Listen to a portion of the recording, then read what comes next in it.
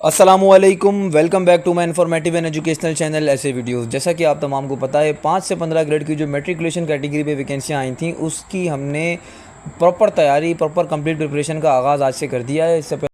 इससे पहले जो एसटीएस ने सैम्पल पेपर इशू किया था हमने उसको प्रॉपर सॉल्व किया था। अगर आपने वो वीडियो नहीं देखी तो लिंक उसका डिस्क्रिप्शन में मिल जाएगा, लाजमी जाके पहले वो वीडियो देखें। उसके बाद इंग्लिश के एमसीक्यूज़ हैं जिसमें 2 पैसेज हमने रखे हैं, वो 30 एमसीक्यूज़ हैं जो कि ग्रामेटिकल एमसीक्यूज़ हैं। उसकी आज हम आपको तैयारी कराएंगे। ये तैयारी बेसिकली पार्ट वाइज होगी। पार्ट 1 के अंदर हम इंग्लिश के सिलेबस को कवर करेंगे, पार्ट 2 में मैथ के और पार्ट 3 में जनरल नॉलेज और कंप्यूटर के सिलेबस को कवर करने की कोशिश करेंगे। तो बिना टाइम ज़ाये किए हम अपनी वीडियो को करते हैं स्टार्ट। अस्सलामुअलैकुम, मेरा नाम है शोएब अख्तर और आप देख रहे हैं चैनल ऐसे वीडियोस। तो सबसे पहले हमारा पास जो पार्ट है वो है पार्ट 1 इंग्लिश के एमसीक्यूज़। अच्छा, सैम्पल पेपर के अंदर जिस तरह के इंग्लिश के एमसीक्यूज़ और पैसेज की आपको प्रैक्टिस करवाई थी मैंने, सेम उसी तरह हमने इस पूरे सिलेबस को भी उसी तरह का बनाया हुआ है। तो बिना टाइम ज़ाये कि हम पहले पैसेज की तरफ देखते हैं। अच्छा, पहला पैसेज वहाँ सैम्पल पेपर के अंदर मौलाना ईदी के ऊपर था और यहाँ पर फातिमा जिन्ना के ऊपर है।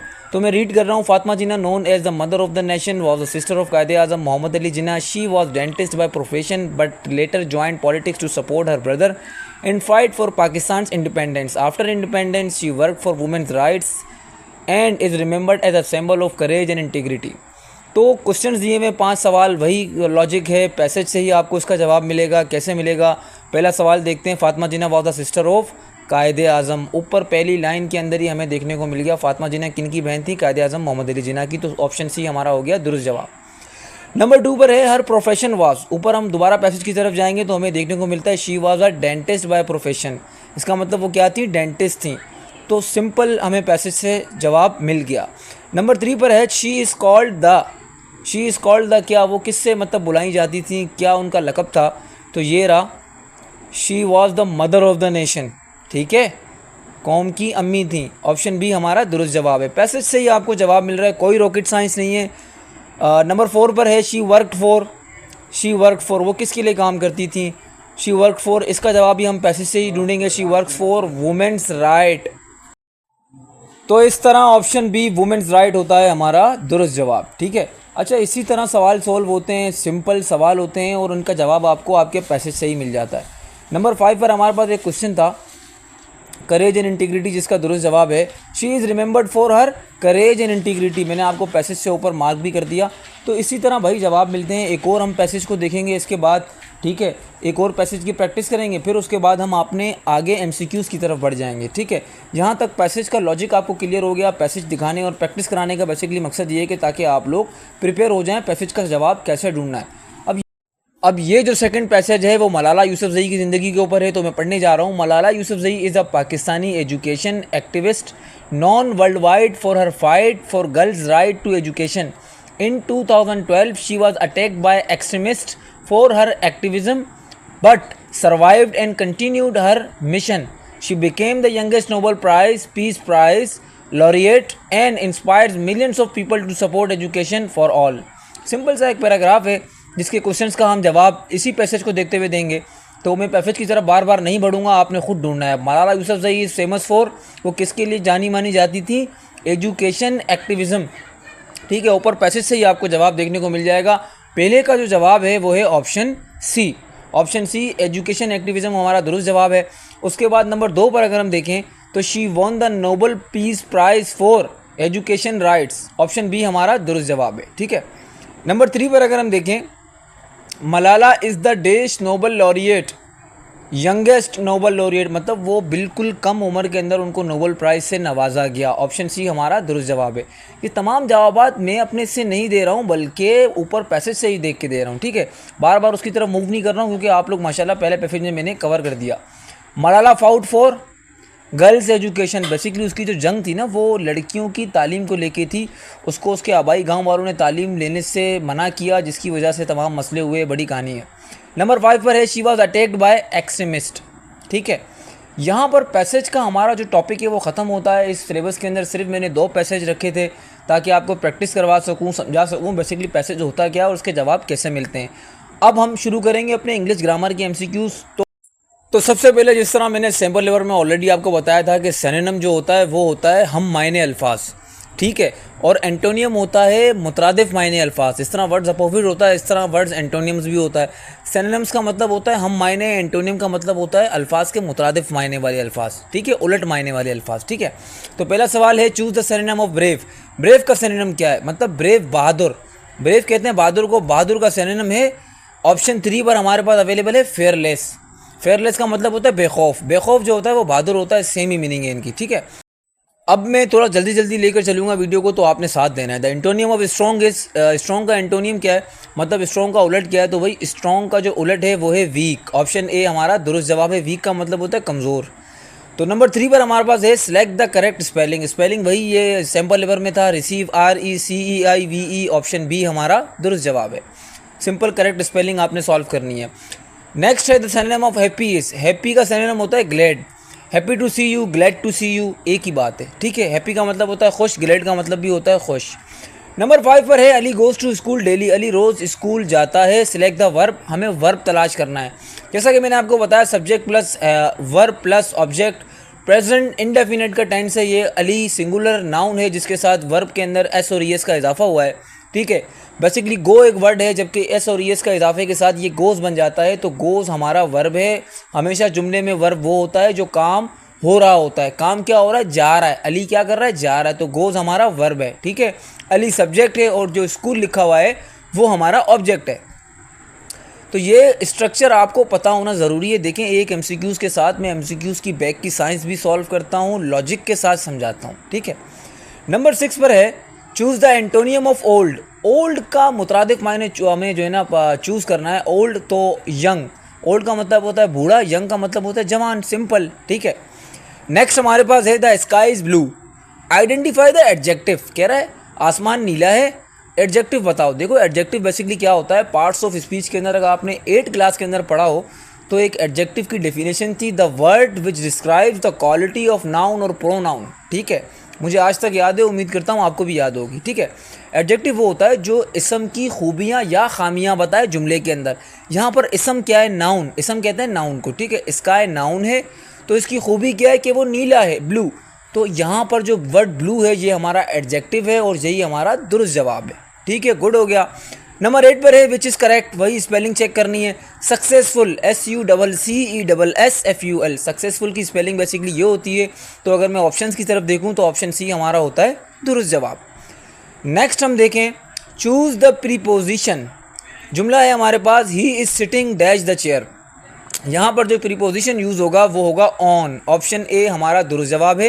ही is sitting on the chair, वो टेबल पर बैठा हुआ है, प्रेजेंट कंटिन्यूस का टेंस है, ठीक है। नंबर 10 पर हमारे पास MCQs है आई ईट एन एप्पल, मैं एक सेब खाता हूँ, प्रेजेंट इंडेफिनिट का टेंस है। जहाँ पर हमसे पूछा गया है आइडेंटिफाई द नाउन, इसमें नाउन क्या है। अच्छा इस जुमले में एक कन्फ्यूजन है, लॉजिक के साथ बताऊँगा। तो वही इसमें कन्फ्यूजन ये है कि बहुत सारे कैंडिडेट क्या करेंगे, आई को सिलेक्ट करेंगे, क्यों, वो कंफ्यूज हो जाएंगे। आई बेसिकली प्रोनाउन है, a pronoun is a word which is used instead of a noun, ठीक है, जो इसम की जगह इस्तेमाल हो, जैसे कि ये, वो, उसका, इसकी, हम जुमले में इस्तेमाल करते हैं, ये प्रोनाउन है। यहाँ पर जो नाउन है ना वो एप्पल है, Apple. Noun is the name of any place, animal और थिंग एक्सेट्रा।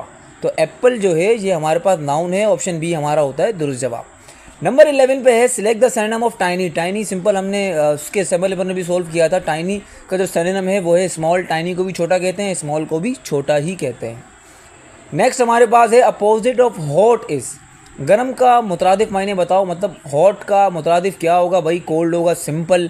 ऑप्शन बी हमारा दुरुस्त जवाब है।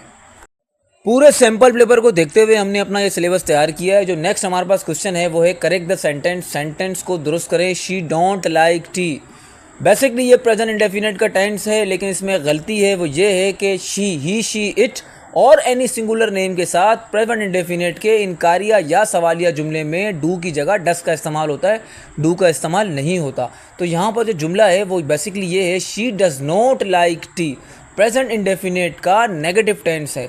तो यहाँ पर अगर मैं देखूँ तो she does not like T, option A, option A हमारा दुरुस्त जवाब है, she does not like T. समझ रहे हैं बात को आप, प्रेजेंट इंडेफिनिट का टेंस है। देखें इस तरह के सिचुएशन के अंदर आपकी ग्रामर स्ट्रॉन्ग होना बहुत ज़रूरी है, आपके टेंसेज स्ट्रॉन्ग होना ज़रूरी है, बेसिक में तो टेंसेज बहुत ज़रूरी है। नेक्स्ट है हमारे पास pick the right word, dash is raining. यहाँ पर एक प्रोनाउन हमने सिंपल यूज़ करना है, it is raining, present continuous का टेंस है, जिसका मतलब ये है कि बारिश हो रही है। नेक्स्ट हमारे पास है नंबर 15 पर, we went dash Lahore, we went to Lahore. हमेशा इस तरह की सिचुएशन के अंदर we went to Islamabad, we went to Karachi, past indefinite का टेंस है, ठीक है। नंबर 16 पर हमारे पास है विच इज़ प्रोनाउन। पहले ही बता चुका हूँ, pronoun is the word which is use instead of a noun. Pronoun वो है जो नाउन की जगह इस्तेमाल हो। यहाँ पर टेबल नाउन है, ब्लू एडजेक्टिव भी है, नाउन भी है, रन वर्ब है, जबकि जो ही लिखा हुआ है, ही का मतलब होता है वो, और ये वो सिर्फ लड़के के लिए इस्तेमाल होता है। अगर यहाँ लड़की होता तो यहाँ ही की जगह शी लिखा हुआ होता है, ठीक है। तो यहाँ पर जो वर्ड ही है ऑप्शन बी के अंदर, ये हमारा दुरुस्त जवाब है। इसके अलावा मैंने तमाम तर ऑप्शंस आपके सामने क्लियर कर दिए, ठीक है। वर्ब क्या होता है, नाउन क्या होता है, प्रोनाउन, एडजेक्टिव, ये तो आपको पता होना बहुत ज़रूरी है। नेक्स्ट हमारे पास है विच इज़ प्रीपोजिशन। प्रीपोजिशन बताओ क्या है। हैप्पी क्या है आपका, एडवर्ब है। क्विकली क्या है, एडवर्ब है, सॉरी हैप्पी एडजेक्टिव है। बिहाइंड हमारे पास प्रीपोजिशन है, और रन जो है ना हमारा वर्ब है, ठीक है। तो ये चीज़ें आपको अल्फाज के अंदर पता होना बहुत ज़रूरी है। हैप्पी एडजेक्टिव है, क्विकली एडवर्ब है, बिहाइंड प्रीपोजिशन है, और रन जो है ना हमारा वर्ब है। नेक्स्ट है सिनोनिम ऑफ काइंड। काइंड कहते हैं बेसिकली मेहरबान को, तो काइंड का हम मायने अल्फाज क्या होगा, जेंटल, सिंपल। ऑप्शन बी हमारा दुरुस्त जवाब है। नेक्स्ट है एंटोनियम ऑफ पोलाइट इस। पोलाइट के मुतरादिफ मायने क्या हैं। पोलाइट कहते हैं शाइस्तगी से, तो इसका होगा ऑप्शन सी रूड, ठीक है। नेक्स्ट हमारे पास है correct the spelling. Spelling correct करनी है। बेसिकली फेब के महीने की स्पेलिंग है, जिसकी स्पेलिंग होती है FEBRUARY। ऑप्शन ए बिल्कुल दुरुस्त है, जिसमें बिल्कुल दुरुस्त स्पेलिंग लिखी हुई है। नेक्स्ट क्वेश्चन है हमारे पास, choose the synonym of smart. Smart के हम मायने अल्फाज तलाश करने, तो भाई स्मार्ट के हम मायने अल्फाज हैं clever. You are too smart, you are too clever, एक ही बात है, ठीक है। नेक्स्ट हमारे पास है एंटोनियम ऑफ रिच इस। रिच कहते हैं अमीर को, तो रिच के मुतरादिफ मायने क्या होते हैं, पुअर, सिंपल, गरीब। ऑप्शन बी हमारा दुरुस्त जवाब है, ठीक है। तो हम मायने अल्फाज, हम मुतरादिफ अल्फाज, ये तमाम चीज़ें आपको मैंने समझा दी, प्रैक्टिस भी करवा दी। 22 MCQs हम सॉल्व कर चुके हैं। नेक्स्ट जो है करेक्ट द सेंटेंस। सेंटेंस को दुरुस्त करें। She are playing outside. Basically ये जो जुमला है ये प्रेजेंट कंटिन्यूस टेंस है, और इसके अंदर एक गलती है जो कि ये है कि he she it any singular name के साथ जो हेल्पिंग वर्ब यूज़ होता है वो यूज़ होता है इज़, जबकि यहाँ पर आर यूज़ हुआ हुआ है। तो जुमला कुछ यूँ बनेगा, शी इज़ प्लेइंग आउटसाइड, वो बाहर खेल रही है। ऑप्शन बी पे देखें तो हमें बिल्कुल दुरुस्त जुमला देखने को मिलता है, शी इज़ प्लेइंग आउटसाइड, वो बाहर खेल रही है, ठीक है, गुड हो गया। नेक्स्ट जो हमारे पास क्वेश्चन है वो है अली राइट्स अ लेटर। क्या कह रहा है, सिलेक्ट द वर्ब। वर्ब बताओ कौन सा है। तो इसमें जो सब्जेक्ट है वो अली है, जो राइट्स लिखा हुआ है वो वर्ब है, और जो लेटर लिखा हुआ है वो ऑब्जेक्ट है, ठीक है। राइट्स के अंदर एस का इजाफा हुआ है, वो इसलिए हुआ है क्योंकि अली सिंगुलर नाउन है, और ये प्रेजेंट इंडेफिनिट का टेंस है। नेक्स्ट हमारे पास क्वेश्चन है choose the correct spelling. Accord लिखा हुआ है बेसिकली OCCURRED। ऑप्शन सी पे बिल्कुल करेक्ट स्पेलिंग लिखी हुई है, और यही हमारा दुरुस्त जवाब है। स्पेलिंग भी याद होना बहुत ज़रूरी है। नेक्स्ट हमारे पास है सिनोनिम ऑफ फास्टेस्ट। फास्ट के हम मायने अल्फाज क्या हैं, फास्ट के हम मायने अल्फाज हैं भाई क्विक। ऑप्शन बी हमारा दुरुस्त जवाब है। नेक्स्ट है एंटोनियम ऑफ डीप इस। डीप कहते हैं गहरे को। डीप के मुतरादिफ मायने क्या हैं, तो भाई डीप के मुतरादिफ मायने हैं शैलो। ऑप्शन सी हमारा दुरुस्त जवाब है। नंबर 28 पर है preposition. She goes to school dash bus, by bus. जो प्रीपोजिशन यहाँ यूज़ होगा वो होगा बाय, ठीक है। She goes to school by bus, इसका मतलब ये है कि वो स्कूल बस के ज़रिए जाती है, प्रेजेंट इंडेफिनिट का टेंस है। नेक्स्ट हमारे पास है they are studying in the room. वो एक कमरे के अंदर, वो कमरे के अंदर पढ़ रहे हैं। कह क्या रहा है, पिक द नाउन। नाउन की तलाश करो। यहाँ पर बहुत सारे बच्चे कंफ्यूज होंगे, वही वाली बात है, दे को नाउन सेलेक्ट करेंगे, जबकि noun is the name of any place, animal और थिंग। किसी भी जगह, चीज़, शख्स या जानवर के नाम को हम नाउन कहते हैं। तो रूम यहाँ पर किसी चीज़ का नाम है, किसी जगह का नाम है। रूम कहते हैं कमरे को, ठीक है। आखिरी, last but not the least, which is an adjective. इन तमाम ऑप्शन में से एडजेक्टिव कौन सा है। मैंने पहले ही बता दिया, एडजेक्टिव वो होता है जो किसी इसम की खूबी या खामी को ज़ाहिर करे। ब्यूटीफुल, ऑप्शन बी ब्यूटीफुल हमारा एडजेक्टिव है, जबकि यहाँ पर जो वर्ड स्लोली लिखा हुआ है ये एडवर्ब है। क्विकली भी एडवर्ब है, ब्राइटली भी एडवर्ब है, सिर्फ ब्यूटीफुल जो है वो एडजेक्टिव है, ठीक है। गुड हो गया। हमने यहाँ पर अपनी प्रिपरेशन मुकम्मल कर ली इंग्लिश के एमसीक्यूज़ की। अब हम नेक्स्ट पार्ट में इंशाल्लाह मैथमेटिक्स की तरफ जाएंगे। तो वीडियो के साथ जुड़े रहें। अगर आपको वक्तन फ़वक्तन अपडेट चाहिए तो हमारी कम्युनिटी भी बनी हुई है, जिसका लिंक आपको हमारे डिस्क्रिप्शन पे मिल जाएगा। हम इसकी प्रॉपर प्रिपरेशन करवाएंगे इंशाल्लाह, पूरी भर्ती को लेके चलेंगे। अगले प्रोसेस में क्या होगा, अगले मरहलों में क्या होगा, टेस्ट जब आप क्लियर कर देंगे फिर क्या होगा, तमाम तर चीज़ें डिस्कस करेंगे। तो मिलते हैं नेक्स्ट वीडियो में भाइयों, तब तक के लिए अल्लाह हाफ़िज़।